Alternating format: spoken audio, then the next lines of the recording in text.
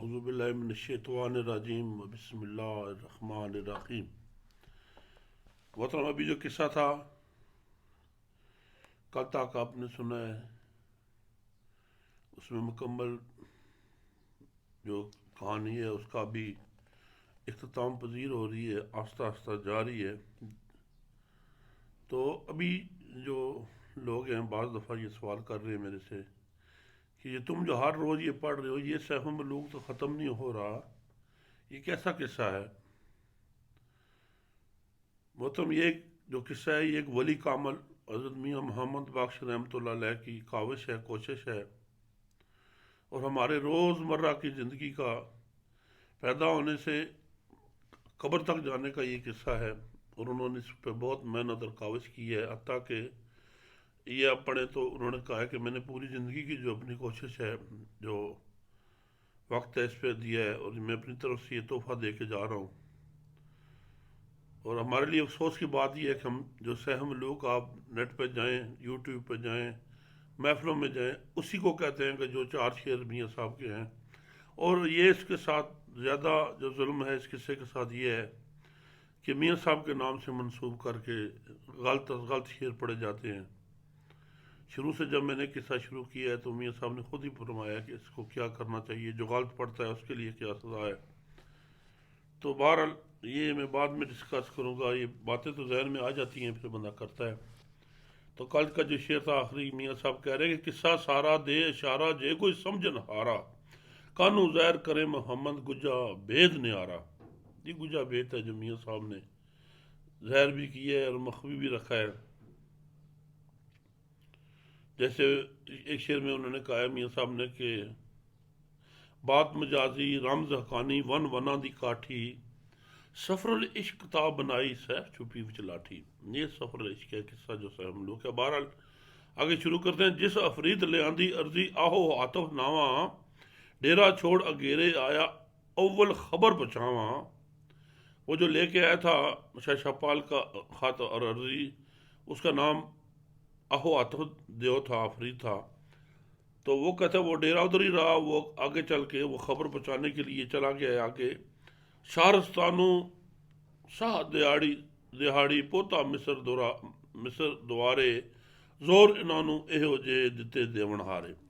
یہ جو جس طرح اڑ کے آیا ہے شہرستان سے مصر میں پہنچا ہے، اور جس رفتار سے ہے، میاں صاحب کہتے ہیں زور انانو ایہو جے دتے دیون ہارے، جو دینے والا ہے اسی نے ان کو اتنے زور اور طاقت دی ہے کہ وہ چل کے آگ پہنچتے ہیں۔ جا فرید مصر وچ پوتا بادشاہی دروازے، آ دربان بلائے اس نے اچے نال آوازے۔ وہ مصر بادشاہ کے جو دروازہ تھا وہاں پہنچا، اور جو دربانوں کو انہوں نے اسے اونچی آواز دی، آ دربان بلائے اس نے اچے نال آوازے، آواز دی اس نے شکل شمائل اس دی تک کہ خوف لگا دربانہ، کچھ نٹھے کچھ ڈریل ہوئے نگ وچ آئیاں جانا۔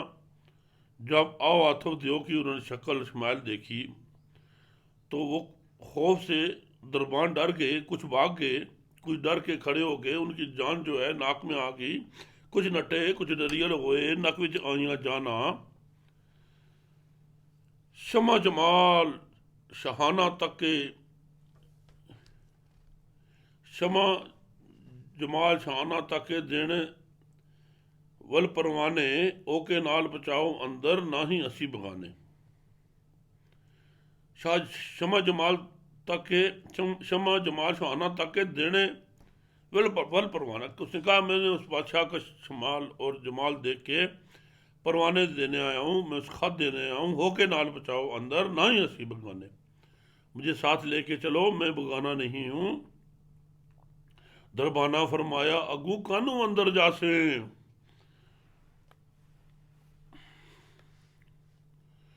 دربانہ فرمایا اگوں کانو اندر جاسیں، آسم شاہ ساڈے سندا درشن مول نہ پاسے۔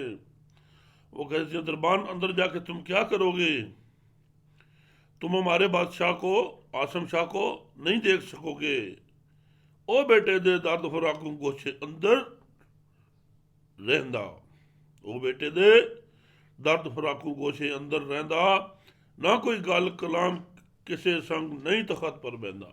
انہوں نے کہا کہ وہ تو اپنے بیٹے کے دکھ میں ہر وقت ایک گوشے میں جا کے رہ رہا ہے، ایک خالی جگہ جہاں اس نے اپنا بنا لیا ہے ٹھکانا، نہ کوئی گل کرام کسے سنگ نہیں تخت پر بیندہ، نہ وہ کسی کے ساتھ کوئی بات کرتا ہے، نہ وہ تخت پہ بیٹھتا ہے۔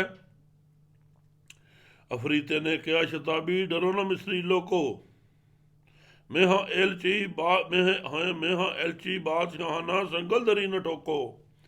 وہ کہتا ہے، فرید کہتا ہے کہ تم، فوراً کہتا ہے کہ مصری لوگوں، اے مصر کے رہنے والو، مجھ سے مت ڈرو، میں ہاں ایلچی بات یہاں نہ سنگل دری نہ ٹھوکو، میں بادشاہ کا ایلچی ہوں، بادشاہ کا پیغام لے کے آیا ہوں، اور دروازوں کو میرے لیے بند مت کرو۔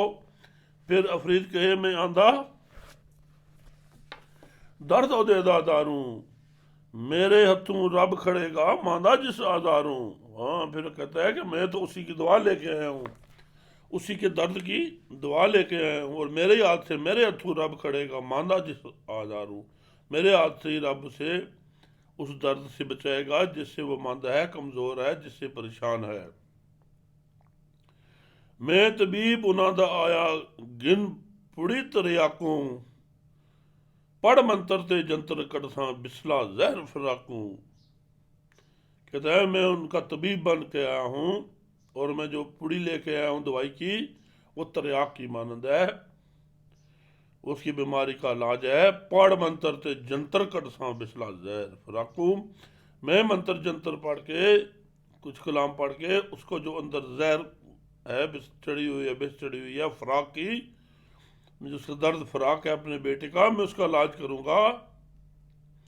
شاہ پالے شاہ رخ دے بیٹے باغ ارم تھی گلیا، سہ ملک کے دی ارضی آسم شاہ ول چلیا۔ کہتا ہے مجھے شاہ پالے جو شاہ رخ کا بیٹا ہے، باغ ارم سے اس نے مجھے بھیجا ہے، سہ ملوک کے دل ارضی آشم شاہ ول چلیا، میں جو سہ ملوک کا خط لے کے آشم شاہ کی طرف چلا ہوں، آشم شاہ کی طرف سے مجھے بھیجا گیا ہے۔ آسم شاہ دی خاص کچہری مینوں چل دسالو، نال میرے امرائی ہو کے ونج حضور بحالو۔ کہتے ہیں مجھے جو آسم شاہ کی خاص کچہری ہے، مجھے وہ دکھاؤ، اس کی عدالت دکھاؤ، میرے ساتھ چل کے میرے امرائی ہو کے ان کے پاس چلو، ان کے ساتھ بٹھاؤ۔ جس دم سہ ملوک والی خبر سنی دربانہ، اچن چیت گیاں کو لکھیں خوشی ہوئی وچ جانا۔ جب ہی جس دم سہ ملوک کی خبر انہوں نے سنی، سہ ملوک کا نام انہوں نے سنا، اچن چیت گیاں کو لکھیں خوشی ہوئی وچ جانا، اچانک ان کی آنکھیں پھٹی کی پھٹی رہ گئیں، کھل گئیں، اور کی جانوں میں خوشی دوڑ پڑی۔ بجدے بجدے گئے شتابی، پھلے وانگ گلاباں، آسم شاہ دے حجرے آئے، نال شتاباں، فوری طور پہ انہوں بھاگنا شروع کر دیا، گلابوں کی طرح وہ پھول گئے خوشی سے، اور آسم شاہ کے حجرے کے آگے فوری پہنچ گئے۔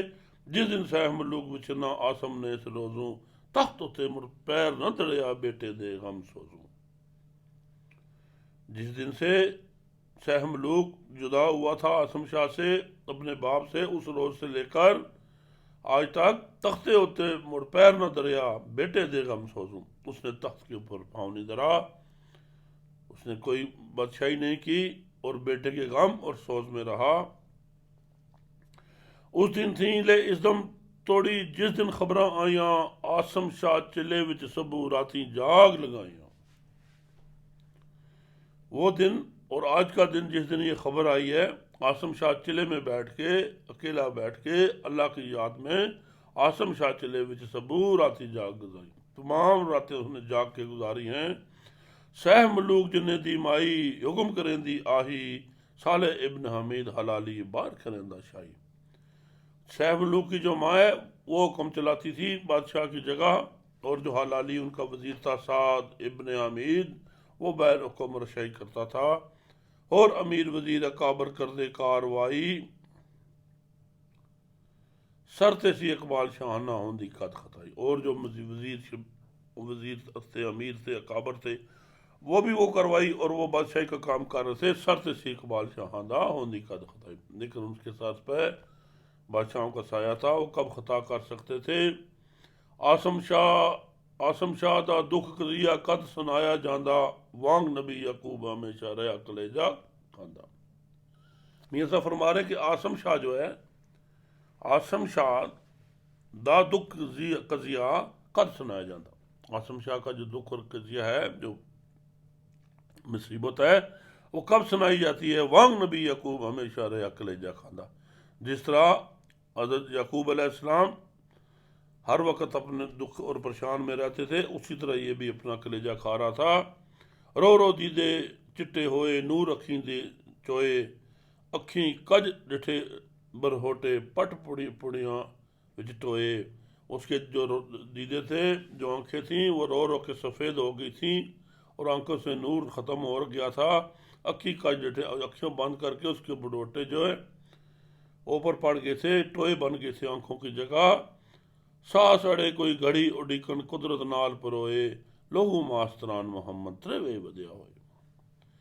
اس کی سانس جو تھی وہی گھڑی ڈگری تھی قدرت کی موت کی، اور اس کا انتظار کر رہی تھی۔ قدرت نے اس کے جو سانس رکھے تھے، ورنہ لہو ماستران محمد ترے ودیا ہوئے، اس کا جو خون تھا اور جو اس کا گوشت تھا اور جو طاقت تھی وہ ودیا کی تھی، وہ چلی گئی تھی، نہ اس میں کوئی خون نہ تران نہ طاقت رہی تھی۔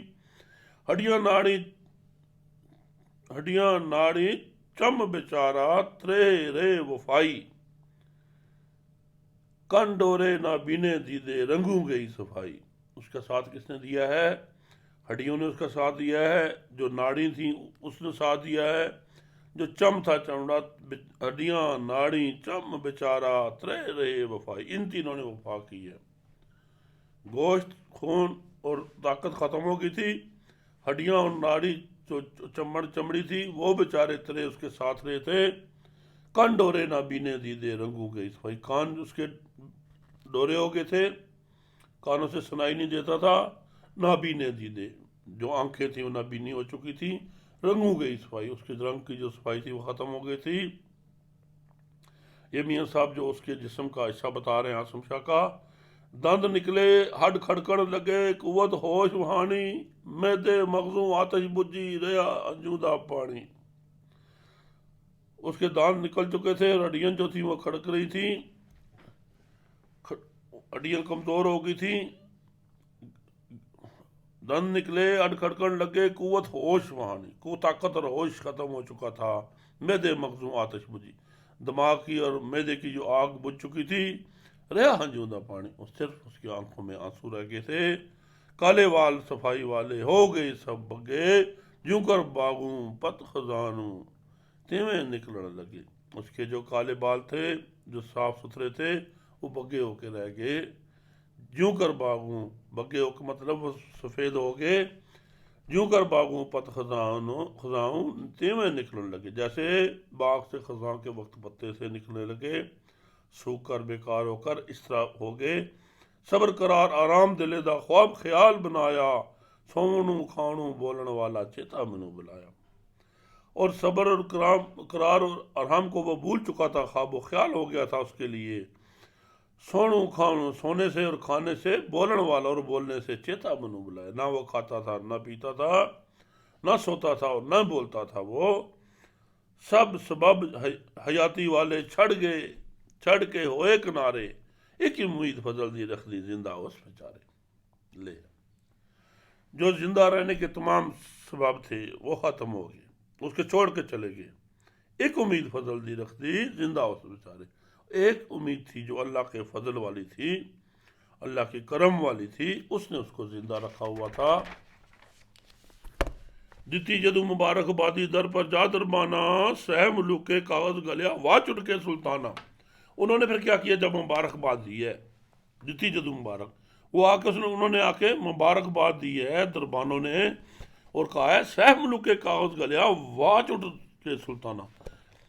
سہ ملوک نے تمہاری طرف، اس آسم شاہ کو کہتے ہیں، اے سلطان، اے بادشاہ، تمہاری طرف سہ ملوک نے ایک کاغذ بھیجا ہے، خط بھیجا ہے، اس کو اٹھ کے پڑھو۔